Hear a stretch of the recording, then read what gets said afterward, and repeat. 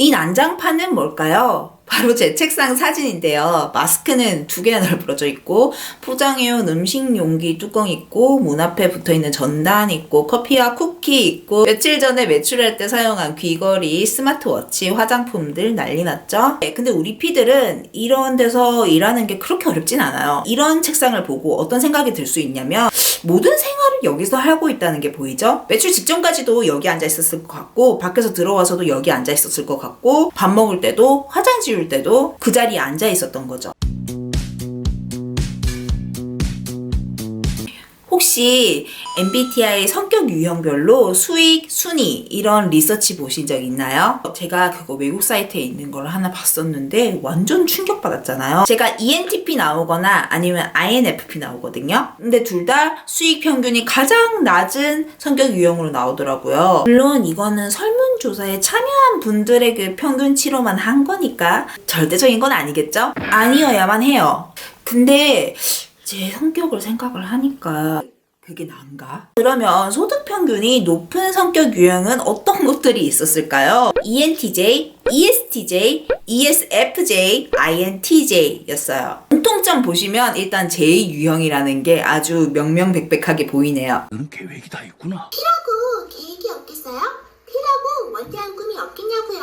근데 우리는 호기심이 너무 많고 호기심을 해소하는 것 자체가 너무 즐겁고 재미없는 건 잘 못하겠고 잘 못할 것 같은 건 하기 싫고 그러다 보니 일도 좀 미루고 집중력도 좀 떨어지고 계획성이 부족한 우리 같은 사람들도 세상에 잘 적응하고 싶고요. 원하는 바 성취도 잘 해내고 싶고 하는 일을 돈으로 인정받고 싶습니다. 파워피 미네플과 함께 현실적으로 가능한 J 패치 한번 해보도록 하자고요. 이 난장판은 뭘까요? 바로 제 책상 사진인데요. 마스크는 두 개나 널브러져 있고 포장해온 음식 용기 뚜껑 있고 문 앞에 붙어있는 전단 있고 커피와 쿠키 있고 며칠 전에 외출할 때 사용한 귀걸이, 스마트워치, 화장품들 난리 났죠? 네, 근데 우리 피들은 이런 데서 일하는 게 그렇게 어렵진 않아요. 일을 시작할 준비를 하는데 시간을 들이는 거에 대해서 오히려 비효율적으로 생각하는 면이 있고 근데 또 한편으로는 이런 책상을 보고 어떤 생각이 들 수 있냐면 모든 생활을 여기서 하고 있다는 게 보이죠? 외출 직전까지도 여기 앉아 있었을 것 같고 밖에서 들어와서도 여기 앉아 있었을 것 같고 밥 먹을 때도 화장 지울 때도 그 자리에 앉아 있었던 거죠. 딴 길로 자주 새고 작업하다 막히는 게 있으면 만사 제쳐두고 주구장창 이 자리에 앉아서 생활을 했다는 게 보여요. 저는 N 성향의 장점인 시간을 과거와 미래로 확장하고 연결해서 전체적으로 숲을 보는 이 직관과 지적인 호기심이 가끔은 생산성을 높이는 데는 장애물로 작용한다는 거를 깨달았습니다.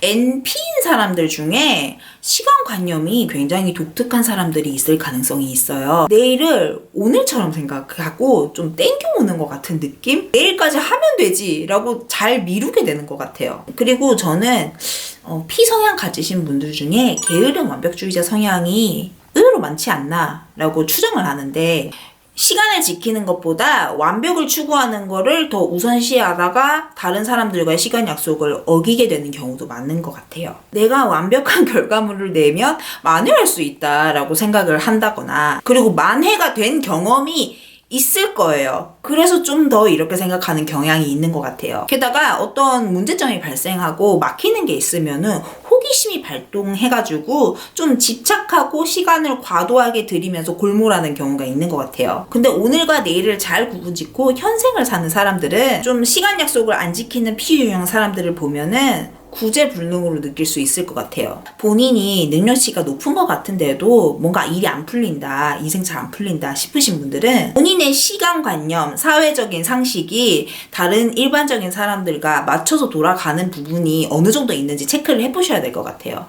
게으른 완벽주의자 성향이 강하신 분들이 이런 현실 감각에서 감각이 좀 떨어지는 부분이 있다고 저는 생각합니다. 시간관념이 떨어지는 사람들은 경제관념이 떨어질 수밖에 없고요. 그러니까 제이들이 좀 통계적으로 수익 순위가 P들보다 좀 높은 경우가 많을 수밖에 없는 것 같아요. 수익 평균 순위를 보면은 또 흥미로운 게 같은 P더라도 S들이 N 성향 가지신 분들보다 평균 수익이 높거든요. S분들이 감각적인 사람들이잖아요. 다르게 표현하면은 현실적인 사람들이거든요. 이들은 숲보다 나무를 보고 디테일을 봐요. 오늘 하루를 보고요. 그래서 같은 P더라도 SP이신 분들은 미뤄도 몇 시간 미루고 많이 미룬다고 해도 하루 정도 미룰 것 같아요. N보다는 상식적인 시간관념 안에서 움직이는 걸 중요하게 여길 가능성이 높다 보니까 평균 수익도 조금 더 높은 거 아닐까? 라는 제 뇌피셜. 자, 그러면 게으른 완벽주의자 유형의 P가 생산성을 높이려면 그 첫 단계로 어떻게 하면 좋을지 이야기를 한번 나눠봅시다. 첫 번째로 우선순위인 일의 데드라인을 짧게 잡고 가는 것입니다. 내일도 오늘처럼 갖다 쓰는 P 유형이라면 우선순위를 잘 정하고 데드라인을 짧게 가져가는 게 굉장히 중요할 것 같아요. 저도 이렇게 디테일하게 계획 잡고 하는 거 잘 못하거든요. 저는 어떤 식으로 하냐면은 그 날에 제일 중요한 일 한두 개를 결정을 해요. 그게 데드라인이 목전에 닥친 일일 수도 있고 내 커리어에 도움이 될 것이기 때문에 좀 장기적인 안목으로 갖고 이제 좀 중요하게 생각하는 일이 있을 거예요. 그렇게 우선순위로 잡은 일에 대해서는 세부 계획을 좀 디테일하게 짜는 편이에요. 저 같은 경우에는 영상 만드는 일이 굉장히 중요하죠.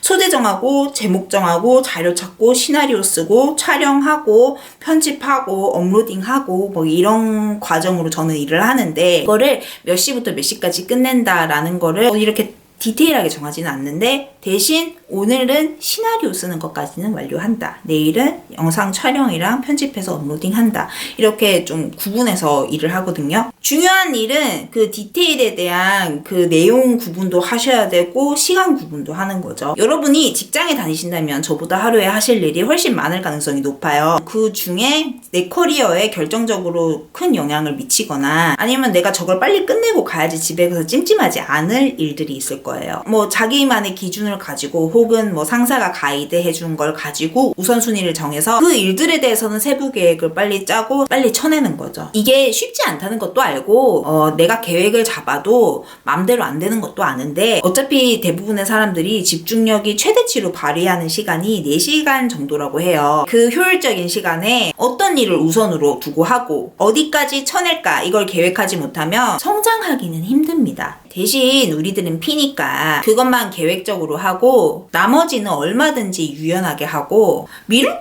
잘 미루면서 일을 하면 된다고 생각해요. 미룰 거를 잘 구분하는 것도 이 사회에서 되게 중요한 능력이라고 생각하거든요. 사적인 시간을 잘 확보할 수 있는 사람이 또 능력 있는 사람이라고 생각을 해요. 두 번째로는 최소한의 일상 루틴을 관리하는 게 중요할 거라고 생각합니다. 여러분, 자유가 24시간을 내 마음대로 이용을 하는 거라고 혹시 생각을 하시나요? 맞긴 한데 여기에서 내 마음대로 사용하는 거를 내 기분대로 사용한다 라고 생각을 하신다면 하루하루가 항상 예측 가능한 형태로 흘러가지 않을 거고 생산성도 떨어질 수밖에 없다고 생각합니다. 특히 재밌고 새로운 자극에 중점을 두고 시간을 쓴다면 무기력증의 위험에도 노출될 가능성이 있다고 저는 생각을 해요. 여러분, 생각보다 뇌가 새로운 자극을 받아들이면은 흥분하고 즐거워하기도 하지만 매우 피로도가 올라가기도 합니다. 새로운 걸 소화하는 게 생각보다 엄청난 에너지를 필요로 해요. 앞서 효율적인 집중 시간이 4시간이라고 잠깐 말씀을 드렸는데요. 그러면은 그 나머지 시간은 우리가 어떻게 보내야 될까요? 일상을 건강하게 유지하기 위한 루틴이 잡혀 있어야 된다고 저는 생각을 해요. 이 루틴은 간단합니다. 언제쯤 자고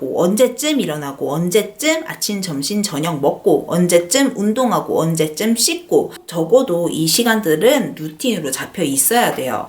이 루틴들이 여러분들의 자유시간을 앗아가는 게 아닙니다. 건강한 습관이 왜 중요하냐면은 우리가 습관으로 잡혀있는 일을 하면서는 에너지를 과도하게 쓰지 않는다고 해요. 그냥 자동으로 하고 움직여도 휴식으로 인지하기도 한답니다. 내 일상을 뒤죽박죽 보내게 되면 1차적으로는 집중력 효율이 떨어지고 다음으로는 몸 기능이 전반적으로 떨어지게 되고 사람 몸에 힘이 없고 에너지가 안 나는 상태가 되면 일상에 딱히 불안한 일이 없는데도 불안도가 높아져요.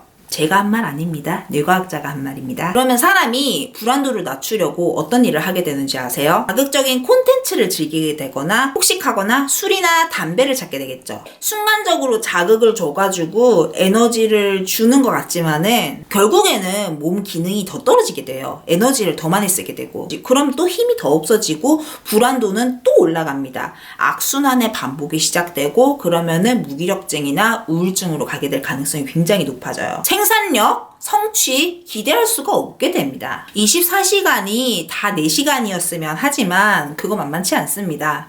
회사나 조직이 정해주던 그 고삐를 내가 직접 쥐고 루틴을 재설정하시고 관리하셔야 됩니다. 뇌가 에너지를 덜 쓰도록. 여러분들 영상 재밌게 보셨나요? 오늘은 공지할 게 하나 있는데요. 이제 제 영상을 유튜브뿐만 아니라 메타버스 플랫폼 이프렌드에서도 보실 수 있게 됐습니다. 설명 참고란에 있는 링크에 접속하셔서 이프렌드 어플 까시고 메인에서 별 탭 누르고 메타멘토 클릭하시면 제 영상만 보실 수 있는 메타버스 공간으로 방문하실 수 있고요. 이프렌드에서는 저뿐만 아니라 다양한 메타멘토 분들, 크리에이터 분들의 독점 콘텐츠도 확인하실 수 있습니다.